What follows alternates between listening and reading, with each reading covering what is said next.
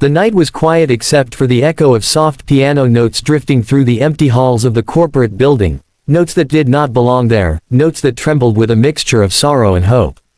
And in that dimly lit break room, a man in a faded janitor uniform sat beside a little blind girl, his calloused fingers gliding across the old keyboard as if he were pouring out every broken piece of his heart. He didn't know that behind the half-closed door, a powerful CEO stood frozen, her eyes filling with tears as she listened to the music she thought she would never hear again.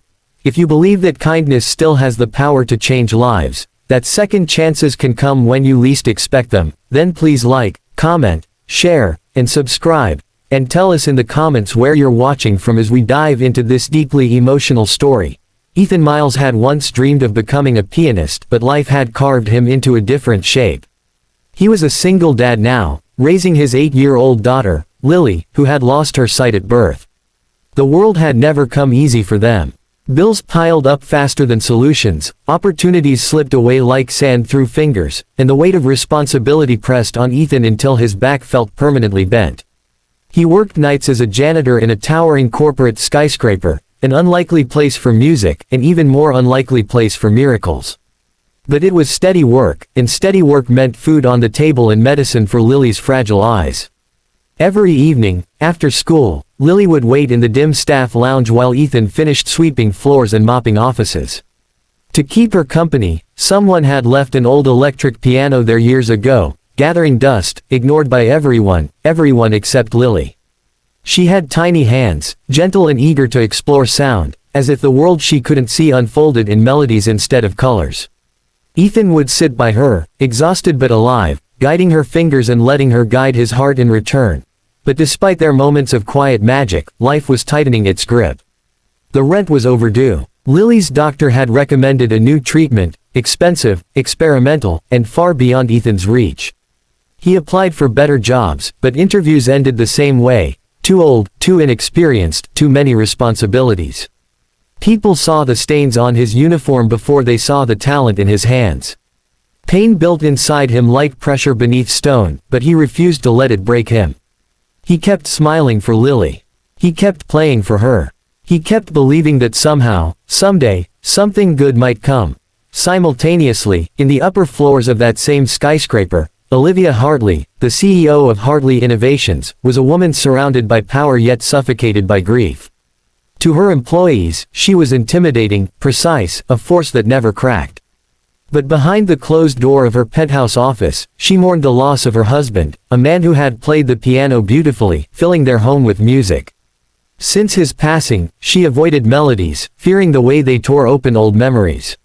But she loved her daughter, Amelia, more than anything, and she poured herself into work to secure the future her husband could no longer help build.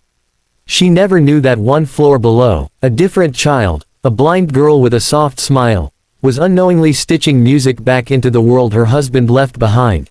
The moment that changed everything came on a night when Ethan felt particularly defeated. He had found a letter on the table that morning, a final warning from their landlord. As he cleaned the 19th floor that evening, he felt the despair pressing into his chest like a stone. When he returned to the break room, Lily sensed the heaviness in the air immediately. She reached for his hand and whispered her simple plea, "Daddy, can we play the happy song? The one that makes it feel like the sun is shining." Ethan smiled weakly and nodded, pulling her close as they sat by the old keyboard. He began to play softly, his fingers slow at first, then quicker, unlocking a melody that was warm and rich, something he had composed years ago before life took away the luxury of dreams. Lily joined in, her small hands following him by memory, creating a harmony that felt like a prayer whispered into the universe. What they didn't know was that their music had drifted out into the hallway. Olivia Hartley had been walking past, preparing to leave after a long day, when the melody stopped her mid-step. Her breath caught. The tune was hauntingly familiar, not because she had heard it before, but because it sounded like something her late husband would have played, full of emotion, pain, and hope tangled together. She quietly approached the door, pushing it open just enough to see inside. There she saw a janitor in a worn uniform, playing with a grace that did not match his job description, and beside him, a sightless little girl smiling as though she could feel light in every note. A lump rose in Olivia's throat as her heart swelled painfully, realizing that she had walked into something more real and beautiful than anything money could buy. She watched them until the music faded. Then she stepped back quietly, choosing not to reveal herself. Something inside her shifted that night. She couldn't stop thinking about the janitor and the blind girl, about the raw sincerity of their bond, about how the music softened something hardened inside her. The next evening, she returned earlier than usual, hoping to hear them again. And she did. Day after day, she found herself lingering outside that break room, letting their music stitch her broken places together. She learned their names from an HR record, Ethan and Lily Miles. She learned about his struggles through internal files and noticed how many extra shifts he picked up. She learned that he had no complaints on record, no requests, no favors asked. Just a hard-working father doing everything for his daughter. One night, she could no longer stay hidden. She stepped into the break room after they finished playing, her eyes gentle but uncertain. Ethan stood up abruptly, startled and embarrassed, wiping his hands on his uniform as if trying to seem more presentable. Olivia assured him she wasn't there to reprimand him, she had come because she had been listening, really listening. She told him how their music had reminded her of her husband, how it awakened something she thought she had lost forever.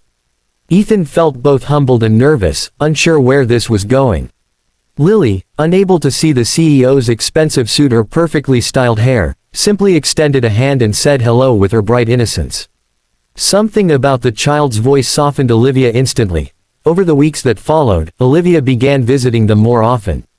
She learned Lily's favorite songs, learned that Ethan had once dreamed of being a professional pianist, learned that Lily's medical treatment was financially impossible for him. She saw the exhaustion hiding behind Ethan's calm smile, the sacrifices he made, the dreams he buried to raise his daughter alone. The more she learned, the more she felt compelled to step in, not out of pity but out of genuine admiration and respect. She made a decision that surprised even herself. One evening, after listening to their music again, she asked Ethan to stay after hours for a private conversation. She offered him a better job, one based on his talent rather than his circumstances, music director for a new foundation she wanted to launch in her husband's memory, a program to support talented individuals from difficult backgrounds. Ethan was stunned. It felt too big, too impossible, too unreal. But Olivia continued, telling him that the job came with a salary that would ensure stability for him and Lily.